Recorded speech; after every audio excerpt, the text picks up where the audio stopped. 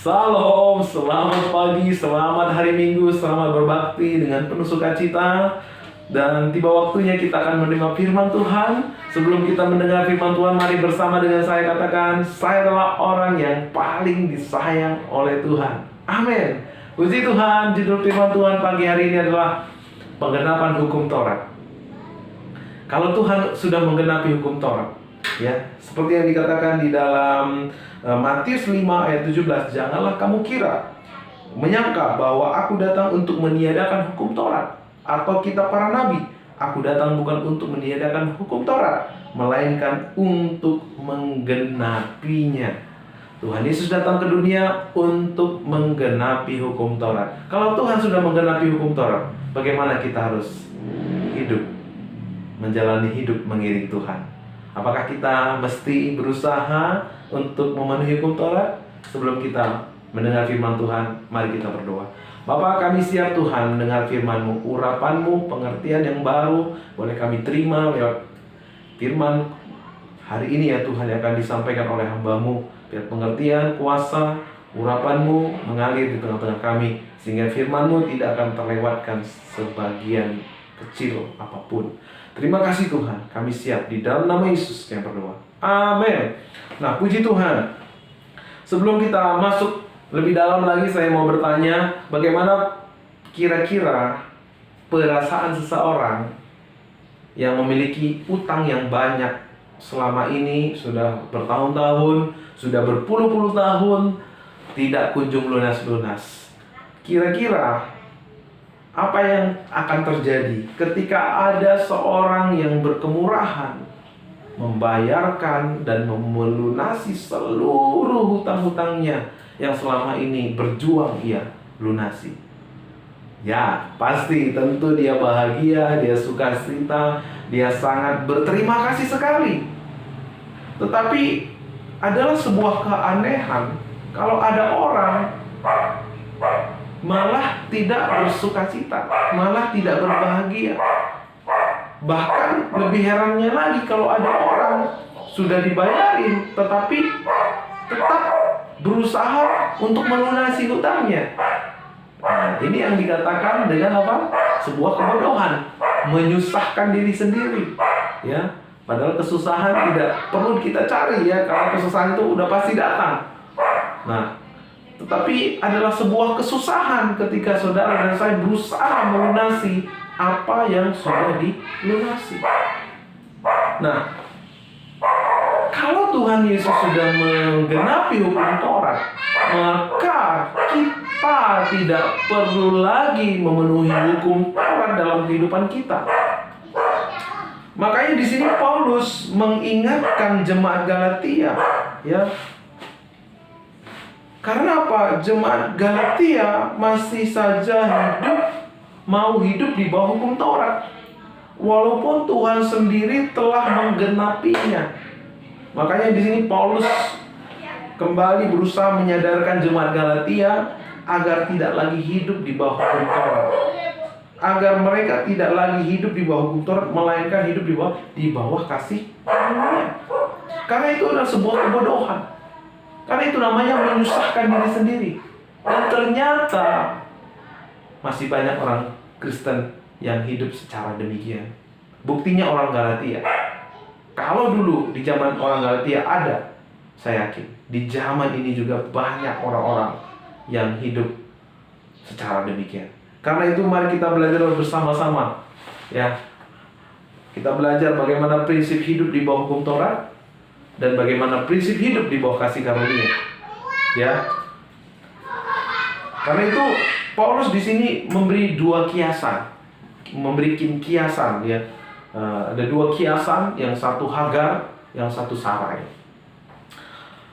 Hagar, ya, anak Hagar ini lambang hidup dalam perhambaan, ya. Orang yang hidup di bawah hukum Taurat, dia adalah hamba. Ya, kalau hamba dia tidak mewarisi apa-apa dari tuannya. Dia peranakan menurut daging, artinya tidak ada kekekalan. Ya, berasal dari Gunung Sinai. Ya, ia hidup di bawah tuntutan. Karena Gunung Sinai itu bicara tentang gunung Tuhan, nggak boleh disentuh, nggak boleh didatangi oleh orang sembarangan, hanya orang tertentu aja yang boleh. Itu pun oleh seizin Tuhan, hanya Musa yang boleh. Jadi orang yang hidup di bawah hukum Taurat akan hidupnya di bawah tuntutan. Dan dikatakan di ayat 25, Yerusalem yang sekarang, artinya hidup di bawah perjanjian yang lama. Apa yang terjadi? Orang-orang yang hidup di bawah hukum Taurat berusaha memenuhi hukum Taurat. Orang-orang yang hidup di bawah hukum Taurat akan hidup di bawah tekanan. Karena apa? Karena Allah akan menuntut kebenaran. Makanya ada kata jangan 10 kan itu, jangan, ya kan? Allah berkata buat orang-orang yang berada di bawah hukum Taurat, aku akan mengingat kesalahanmu dan membalaskanmu pada keturunan yang ketiga dan yang keempat. Artinya orang yang ada di bawah kuasa hukum Taurat, orang yang hidup di bawah prinsip hukum Taurat, ada di bawah kuasa dosa, ada di bawah kutuk. Maka dikatakan terkutuklah orang yang mengandalkan hukum Taurat. Nah, sekarang kita belajar kiasan yang kedua. Apa itu? Yaitu keturunan Sarai, perempuan merdeka, di ayat yang ke-22 dan 26. Ibu saudara dan ibu saya adalah Sarai. Yang percaya katakan amin. Artinya saudara adalah Ishak. Ishak itu adalah anak kasih karunia, anak yang lahir karena Allah sendiri yang bertindak, Allah sendiri yang mengaruniakannya, bukan karena normal ya seperti anak-anak yang lain. Karena itu orang yang hidup di bawah perjanjian yang baru, ya, Allah menyediakan kebenaran. Allah sendiri yang menyuplai kebenaran. Ya, Yesus adalah kebenaran. Maka Yesus yang kita percaya itulah yang sudah melunasi hutang-hutang dosa kita di atas kayu salib. Makanya ketika Yesus disalib dia katakan sudah selesai. Makanya orang yang hidup di bawah perjanjian yang baru, Tuhan katakan diberkatilah engkau. Saudara mau jadi orang yang diberkati Tuhan? Hiduplah di bawah perjanjian yang baru. Hiduplah sebagai Ishak, yaitu hidup di bawah kasih karunia Allah. Ketika kita hidup di bawah kasih karunia Allah, apa yang terjadi? Kita akan mewarisi. Karena yang mewarisi, yang menjadi pewaris itu bukan hamba, tetapi anak. Saudara dan saya akan mewarisi janji-janji Tuhan, janji-janji kepada Abraham. Nah, kita bisa melihat bagaimana orang-orang perjanjian lama hidup dengan mental perjanjian baru. Siapa mereka? Abraham, ada Yakub, ada Yusuf, ada Daud. Mereka berkemenangan. Mereka begitu menikmati janji-janji Tuhan. Saudara tahu kenapa? Karena mereka hidup dengan mental perjanjian baru, meskipun mereka hidup di era perjanjian lama. Nah, tetapi hal yang sangat disayangkan, banyak orang yang hidup di era, di periode perjanjian yang baru ini, tetapi masih banyak orang yang punya mental perjanjian yang lama. Sehingga mereka tidak dapat apa-apa dari tahta kasih karunia Allah. Sehingga mereka tidak pernah bisa menikmati kuasa yang menyembuhkan, kuasa yang mengalahkan dosa. Jadi bagaimana supaya kita mengalami kuasa, janji, dan rencana Allah yang begitu luar biasa? Ayat yang ke-28, kamu saudara-saudara, kamu sama seperti Ishak adalah anak-anak janji. Katakan kepada samping kiri saudara, kamu adalah anak-anak janji. Amin. Ya, saudara dan saya adalah anak-anak janji. Artinya kita harus hidup di bawah kasih karunia Allah. Di ayat yang ke-27 dikatakan, karena ada tertulis, bersukacitalah, hai mandul, yang tidak pernah melahirkan, bergembiralah dan bersorak-soraklah. Hai engkau yang tidak pernah menderita sakit bersalin, sebab yang ditinggalkan suaminya akan mempunyai lebih banyak anak daripada yang bersuami hidup dalam ucapan syukur. Ya, Sarai tadinya tidak punya anak, Dia mandul, tetapi akhirnya punya anak karena Allah mengaruniakannya. Saudara yang hidup dalam karunia Allah, Alkitab katakan bersukacitalah, bergembiralah, bersorak-sorailah, karena itulah yang dikehendaki Allah. Dengan kata lain, kita hidup dalam ungkapan syukur. Kita hidup dalam ungkapan syukur, ya. Sekalipun ketika kita hidup di bawah kasih karunia, di bawah ungkapan syukur, ada orang-orang yang berusaha menganiaya. Di ayat yang ke-29 dikatakan, tetapi seperti dahulu, dia yang diperanakkan menurut daging, menganiaya yang diperanakkan menurut roh. Demikian juga sekarang ini, ya. Jadi dulu sekarang orang-orang yang hidup secara roh menganiaya orang hidup secara daging berusaha menganiaya orang-orang yang hidup secara roh. Orang yang hidup di bawah hukum Taurat, ya, berusaha menganiaya orang-orang yang hidup di bawah kasih karunia Allah. Sejak dari dulu sampai sekarang, ya. Kita bisa lihat di Kejadian 21 ayat yang ke-9. Pada waktu itu Sarah melihat bahwa anak yang dilahirkan Hagar, perempuan Mesir itu, bagi Abraham sedang main dengan Ishak dan anaknya sendiri. Memang di dalam Kejadian 21 ini tidak ada kata menganiaya, tetapi dalam bahasa aslinya kita bisa melihat dalam bahasa aslinya kata main di sana adalah artinya tesak mok, tesak atau mok, ya, artinya mengejek, mencemooh, mengolok-olok. Orang yang hidup di bawah hukum Taurat, hidup secara daging, ya, ini suka mengejek, mengolok-olok, mencemooh, ya. Tadi di Kejadian tadi Ismail yang lebih besar daripada Ishak mencemooh. Ya, dengan bahasa sekarang mungkin membuli, ya, mengata-ngatai, mengolok-olok. Nah, inilah yang dikatakan menganiaya dari dulu sampai sekarang. Siapa yang menganiaya? Mereka yang hidup di bawah hukum Taurat. Mereka yang hidup secara daging. Jadi kalau ada orang-orang yang masih suka menganiaya, menghakimi, memojokkan, menjelek-jelekkan, menusuk dari belakang, suka sekali untuk membuat orang lain susah, menganiaya saudaranya, itu tandanya dia masih hidup di bawah hukum Taurat. Karena itu di Ibrani dikatakan, janganlah kamu menjauhkan diri dari kasih karunia Allah. Karena kasih karunia Allah akan menimbulkan apa? Menimbulkan akar pahit yang mengakibatkan kecemaran dan juga kerusuhan. Nah, saudara mau keluarga saudara damai, damai sejahtera, keluarga gereja kita hidup dalam damai sejahtera, hidup kita dipenuhi dengan damai dan sejahtera dan sukacita dari Tuhan, maka jangan menjauhkan diri dari kasih karunia Allah.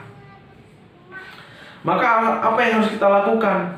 Di ayat yang ke-30, kalau ada mental hukum Taurat, ya, itu akan dalam diri kita, itu akan terus menganiaya diri kita. Bahkan kita juga akan menganiaya orang lain. Karena itu apa yang harus kita lakukan? Di ayat yang ke-30, usirlah hamba perempuan itu beserta anaknya, sebab anak hamba perempuan itu tidak akan menjadi ahli waris bersama-sama dengan anak perempuan merdeka itu. Jadi apa yang harus kita lakukan? Usir. Bukan orangnya yang kita usir, mentalnya yang kita usir. Kalau ada mental itu pada diri kita, usir jauh-jauh. Jangan biarkan mental itu menggerogoti hidup kita. Jangan biarkan mental itu menjadi prinsip hidup kita. Jangan biarkan mental itu mengubah pola pikir kita. Karena itu, usir. Karena kalau kita hidup dengan mental hukum Taurat, apa itu mental hukum Taurat? Saya harus melakukan supaya saya menjadi. Kalau kita masih membangun kehidupan iman kita, kehidupan rohani kita seperti kita tidak lebih daripada sekedar agama-agama lain, maka sesungguhnya kita masih hidup di bawah kuasa dosa. Kita masih hidup sebagai hamba, maka kita tidak akan pernah mewarisi janji-janji Tuhan. Karena yang mewarisi janji-janji Tuhan adalah Ishak yang memiliki mental kasih karunia. Kalau Alkitab katakan usir, maka ini serius. Kita nggak bisa mengcombine hukum Taurat dan kasih karunia. Kasih karunia dan hukum Taurat tidak bisa berdampingan. Karena kalau berdampingan, apa yang terjadi? Maka saudara akan memiliki pandangan yang berubah-ubah tentang Allah. Kadang Tuhan itu baik, kadang Tuhan itu kejam. Waktu doa kita dijawab oleh Tuhan, kita berkata, Tuhan, Kau sangat baik. Waktu doa kita belum dijawab sama Tuhan, kita memandang Tuhan itu kejam. Waktu kita mengalami hal yang tidak baik, kita memandang Tuhan itu kejam. Sehingga kita tidak pernah hidup di bawah damai sejahtera. Kita hidup dalam ketakutan, kita hidup dalam tekanan, ya, yang membawa kita kepada kematian. Jadi orang yang hidup di bawah hukum Taurat tidak akan menjadi pewaris. Tidak ada kuasa yang menyertai Abraham, kuasa yang menyertai Yakub, berkat yang tercurah kepada Abraham tidak akan sampai kepada hidup kita. Karena apa? Mental hukum Taurat nggak support untuk kita mewarisi janji-janji Allah, untuk kita menggenapi rencana-rencana Allah. Karena itu Alkitab katakan usir, karena hukum Taurat akan menuntun pada hukuman, tuntutan pada hukuman, dan akhirnya membawa kita kepada kematian. Usir. Kalau usir, berarti kita hidup di bawah kasih karunia Allah.